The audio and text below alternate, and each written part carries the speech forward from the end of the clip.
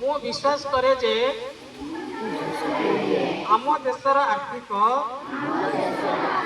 ରାଜନୈତିକ ଏବଂ ସାମାଜିକ ପ୍ରଗତି ପଥରେ ଦୁର୍ନୀତି ହିଁ ସବୁଠୁ ବଡ଼ ପ୍ରତିବନ୍ଧକ।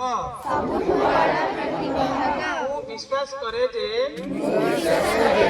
ଦୁର୍ନୀତିର ମୂଳୋତ୍ପାଟନ ନିମନ୍ତେ ସମସ୍ତ ଅଂଶୀଦାର ତଥା ସରକାର ନାଗରିକ ସମୁଦାୟ ତଥା ଘରୋଇ କ୍ଷେତ୍ର ଏକତ୍ର ହୋଇ କାର୍ଯ୍ୟ କରିବା ଆବଶ୍ୟକ। ମୁଁ ଅନୁଭବ କରେ ଯେ ପ୍ରତ୍ୟେକ ନାଗରିକ ସବୁ ସମୟରେ ସତର୍କତା ସହିତ ସର୍ବାଧିକ ସାଧୁତା ଓ ସତ୍ୟନିଷ୍ଠାରେ ପ୍ରତିବଦ୍ଧ ରହି ଦୁର୍ନୀତି ବିରୁଦ୍ଧରେ ସଂଗ୍ରାମକୁ ସମର୍ଥନ କରିବା ଉଚିତ।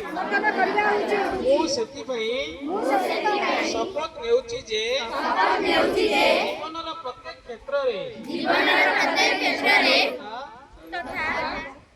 ଏବଂ ଆଇନର ଶାସନକୁ